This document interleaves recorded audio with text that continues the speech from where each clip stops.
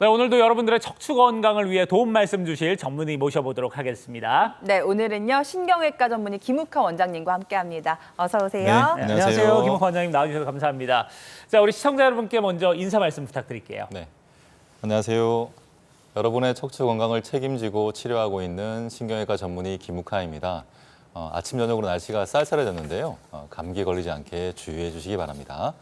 저는 오늘 방송을 통해서 현대인의 고질병인 척추 질환을 치료하는 비술적인 방법을 전해드리겠습니다. 네, 자 오늘도 김옥환 원장님과 여러분 함께하면서 궁금한 부분들 있으면요 주저 말고 저희에게 연락 주시길 바라겠습니다. 여러분들의 궁금증들 저희가 해결 도와드리도록 하겠습니다. 자, 그러면 시청자 참여 방법 다시 한번 안내를 해드릴까요? 네, 벌써 8월 마지막 주인데 여름 바캉스 시즌도 이제 막바지잖아요. 네. 이제는 좀 치료 계획을 세워보시는 게 중요할 것 같은데 허리 안 좋으신 분들은 오늘 아래쪽에 나가고 있는 전화번호로 전화 주시면요 저희와 그 고민 같이 나눠보실 수가 있으니까요 많은 참여 기다리고 있도록 하겠습니다. 네. 자, 원장님하고 이제 지금부터 본격적으로 얘기를 나눠볼 텐데요. 원장님, 저희가 이제 방송 시작하면서 10명 중에 8명 정도는 이 척추 질환을 알았던 경험이 다 있다 이렇게 얘기할 정도로 어떻게 보면은 거의 뭐 그냥 국민 통증이 아닐까 이런 생각이 네. 드는데요. 그만큼 이제 척추 질환도 다양하잖아요. 대표적으로 이제 많이 통증 호소하시는 질환들 어떤 것들이 있을까요? 네, 척추에 있어서 대표적인 질환 두 가지는 협착증과 디스크가 되겠는데요. 외래 오시는 분들이 항상 하시는 질문이 저는 협착증인가요? 디스크인가요? 이런 질문입니다. 제가 오늘 간략하게 두 가지에 대해서 나눠 설명해 드리겠습니다. 네. 협착증의 경우는 신경이 지나는 통로가 여러 가지 퇴행성 변화 때문에 좁아지고 그로 인해서 신경이 압박을 받아서 증상이 생기는 그런 병이 되겠습니다. 대표적인 허리 협착증의 경우에는 걸을 때에 허리와 양쪽 엉덩이, 다리가 당기고 아파서 점점점 걷기가 힘들어지는 그런 병이 되겠는데요. 그래서 환자분들의 경우는 걸을 때 아프면 앉아서 쉬었다 가고를 반복하는 그런 질환이 되겠습니다. 디스크의 경우는 정상적으로 있지 않아야 될 곳으로 디스크가 튀어나와서 신경을 압박해서 증상을 유발하는 그런 병이 되겠습니다. 대개의 경우에 한쪽 팔이나 한쪽 다리가 아프게 되는데요. 어떤 자세를 취해도 이 통증이 사라지지가 않아서 무척 괴로워하는 그런 질환이 되겠습니다.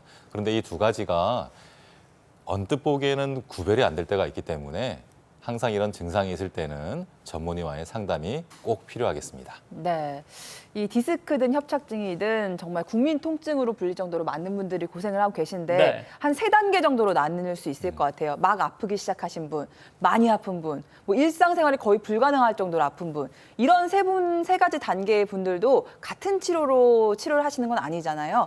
치료법에도 단계가 있다고요?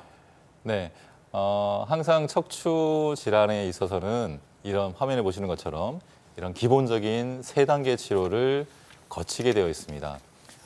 처음부터 바로 3단계 치료를 가는 경우가 거의 없고 1단계 치료인 보존적인 치료를 먼저 받게 됩니다. 흔히 많이 하는 치료가 되겠고요. 물리치료와 운동치료, 약물치료, 그리고 신경차단 등의 방법인데 대부분의 환자분들이 이 1단계 치료만으로도 증상이 많이 개선되어서 일상적인 활동을 잘 할 수 있는 그런 방법이 되겠습니다. 하지만 이제 이 1단계 치료에도 증상이 지속이 될 때에 2단계 치료인 비술적인 치료를 하게 되는데요. 네. 이 방법들에는 증식 주사 치료와 신경 성형술 그리고 양방향 척수 내시경술 등의 방법이 있습니다.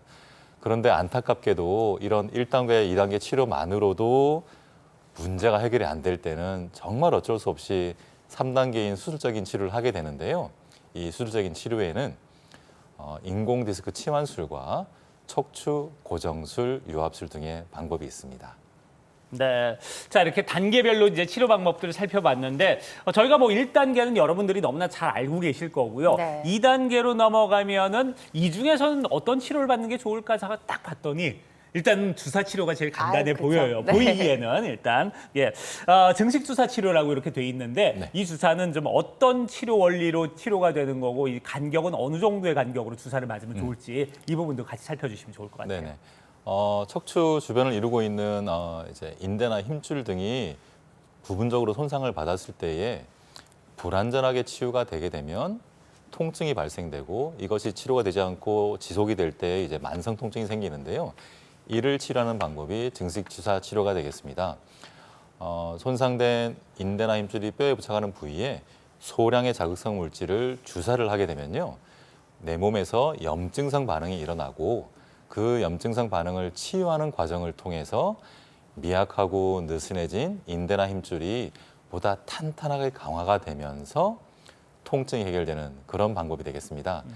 대개의 경우에 4주 간격으로 6 내지 10회 정도 치료를 하고 있습니다. 네, 증식 주사 굉장히 좋은 치료법인 건 알겠는데 지금 TV를 보고 계신 분들은 나도 이 치료법 받을 수 있는 거야? 이 부분이 궁금하실 것 같아요. 증식 주사 치료는 어떤 분들에게 필요한 치료일까요?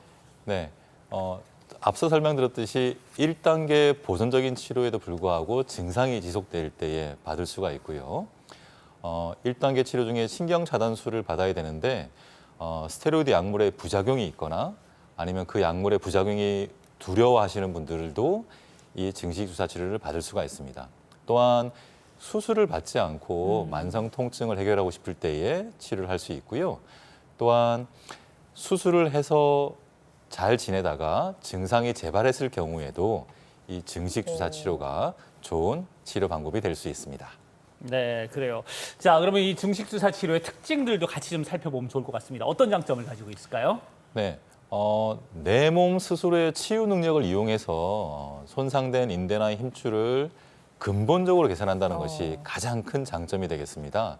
그로 인해서 내 척추가 안정이 되고 통증을 해결하는 그런 좋은 방법이 되겠고요. 네. 또한 치료 과정이 비교적 짧고 간단하고 마취가 필요 없고 부작용이 생길 가능성이 비교적 적기 때문에 고령이나 만성 질환을 여러 가지 가지고 계신 분들조차도 비교적 안전하게 치료를 받을 수 있다는 것 또한 중요한 장점이 되겠습니다. 네. 통증만 없애주는 기존의 주사들과 달리 네. 근본적인 치료 방법이라는 점이 참 마음에 드실 것 같은데 실제로 이 증식 주사 치료를 받고 좋아지신 분들 그 사례를 좀 만나보도록 하겠습니다. 첫 번째 사례가 70대 후반 여성분이시네요. 네, 이분은 이제 수년 전부터 이제 걸을 때 허리도 아프고 엉덩이 다리가 이제 당겨서 걷는 게 힘드셨던 분인데요. 1단계 치료를 했지만 이제는 더 이상 효과가 없어서 수술을 받아야 되나 고민하셨던 분인데요. 자료화면에 보시면 요추 4번, 5번 사이에는 협착증이 있고요. 다음 화면을 보시면요. 요추 5번과 천추 1번 사이에는 척추 전방 전이증이 있는 그런 분이셨습니다.